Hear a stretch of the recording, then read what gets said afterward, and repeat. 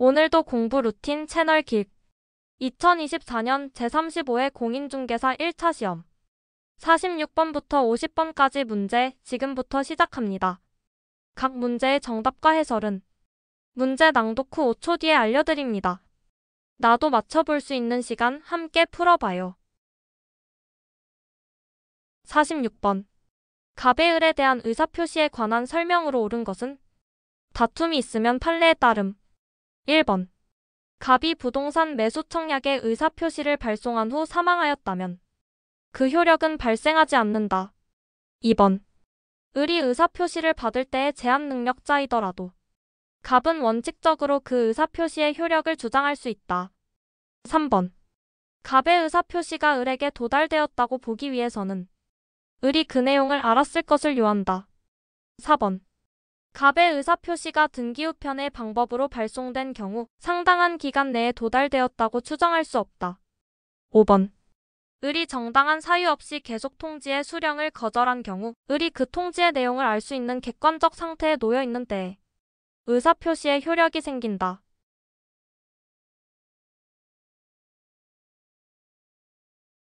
정답은 5번. 입니다. 해설입니다. 1번은 틀렸습니다. 의사표시는 발송 이후 도달하면 효력이 발생하며 발송자 갑의 사망 여부는 효력 발생에 영향을 주지 않습니다. 2번도 틀렸습니다. 제한 능력자에게 도달한 의사표시는 상대방이 법정 대리인을 통해서 수령해야 효력이 있음. 무조건 효력이 발생하는 것은 아님. 3번은 틀렸습니다. 의사표시는 상대방이 내용을 알지 못했더라도 통상의 도달 상태에 있으면 도달된 것으로 봅니다. 4번은 틀렸습니다. 등기 우편 역시 상당한 기간이 지나면 도달로 추정합니다. 판례상 상당 기간 내 도달 추정 원칙 인정됨. 5번은 정확한 설명입니다. 수령 거절이 정당한 사유 없이 이루어진 경우 의사표시의 효력은 객관적으로 알 수 있는 상태에 놓인 때 발생합니다. 대법원 판례 기준. 47번. 계약의 무권 대리에 관한 설명으로 옳은 것은? 다툼이 있으면 판례에 따름. 1번.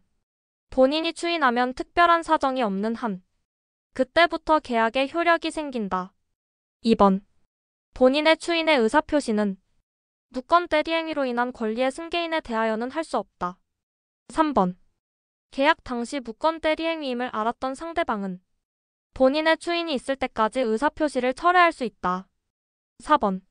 무권 대리의 상대방은 상당한 기간을 정하여 본인에게 추인 여부의 확답을 최고할 수 있고 본인이 그 기간 내에 확답을 바라지 않으면 추인한 것으로 본다.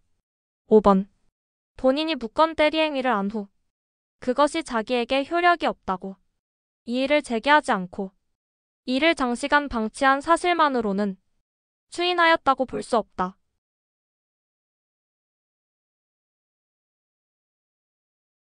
정답은 5번.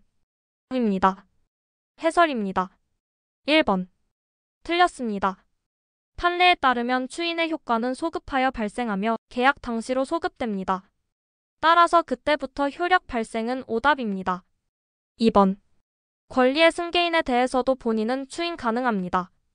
권리의 이전 여부와 관계없이 추인의 상대방이 될 수 있습니다.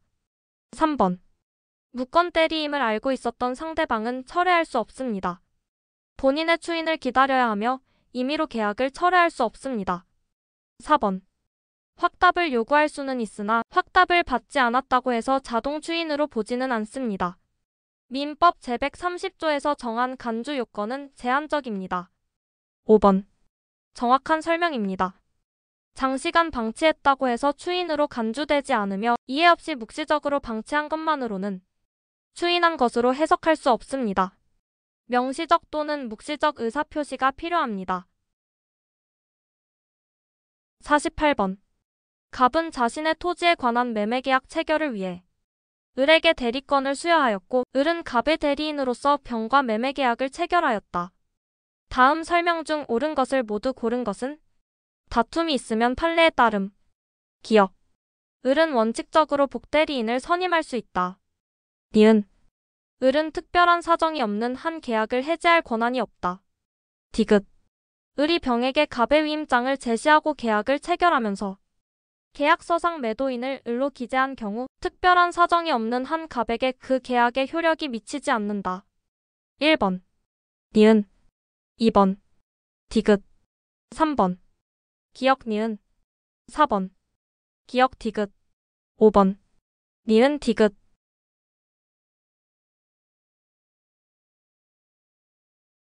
정답은 1번 입니다. 기역 을은 복대리인을 선임할 수 있다. 틀렸습니다. 대리인은 특별한 사정이 없는 한 복대리인을 임의로 선임할 수 없습니다. 민법 제124조에 따라 본인의 허락이 있어야 합니다. 니은 계약 해제 권한은 없다. 맞습니다. 대리인은 본인의 권한 내에서만 행위할 수 있으며 계약의 해제권까지 위임받지 않은 이상 행사할 수 없습니다.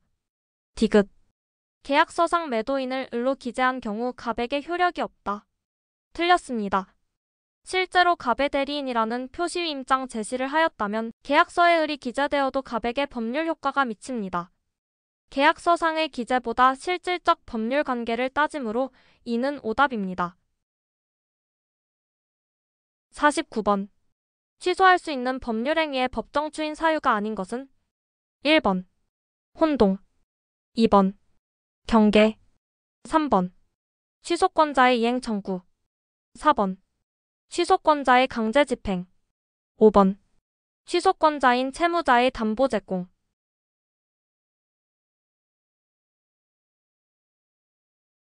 정답은 1번 혼동입니다. 해설입니다. 법정 추인이란 취소할 수 있는 행위에 대해 취소권자가 묵시적으로 추인한 것으로 간주되는 행위입니다. 민법 제141조에 따라 다음과 같은 행위가 법정 추인에 해당합니다. 이행 청구, 담보 제공, 강제 집행 허용, 경계 기존 채무를 다른 채무로 바꾸는 것 역시 추인 의사로 봅니다. 그러나 혼동은 법률 관계가 소멸하는 것이지 취소권자의 추인의 의사와는 관련이 없습니다. 따라서 법정 추인의 사유가 아닙니다. 50번. 법률행위의 부관에 관한 설명으로 틀린 것은 1번. 조건이사가 있더라도 외부에 표시되지 않으면 그것만으로는 조건이 되지 않는다. 2번. 기한이익 상실특약은 특별한 사정이 없는 한 정지조건부 기한이익 상실특약으로 추정한다. 3번. 조건을 붙일 수 없는 법률행위에 조건을 붙인 경우 다른 정함이 없으면 그 법률행위 전부가 무효로 된다. 4번. 정지조건부 법률행위에 해당한다는 사실에 대한 증명 책임은 그 법률행위로 인한 법률효과의 발생을 다투는 자에게 있다. 5번.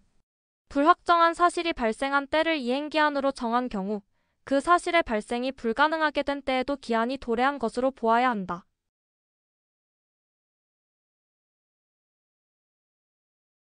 정답은 2번 입니다. 해설입니다. 정지 조건은 법률 효과의 발생을 미래의 불확정한 사실에 의존하게 하는 것이며 기한은 법률 효과의 발생을 단지 장래에 도래할 것으로 예상되는 확정된 사실에 의존하게 합니다. 기한이익 상실특약은 일반적으로 해당 시점부터 기한의 이익이 소멸된다는 의사표시이며 이는 해제조건부 특약이지 정지조건부 특약으로 보지 않습니다. 따라서 2번은 정지조건부로 추정된다고 설명하고 있어 틀린 설명입니다. 오늘도 채널 길과 함께 해주셔서 감사합니다. 다음 영상에서는 51번부터 55번까지 함께 풀어봐요. 공부 루틴은 채널 길. 구독과 좋아요는 영상 업데이트에 큰 힘이 됩니다. 감사합니다.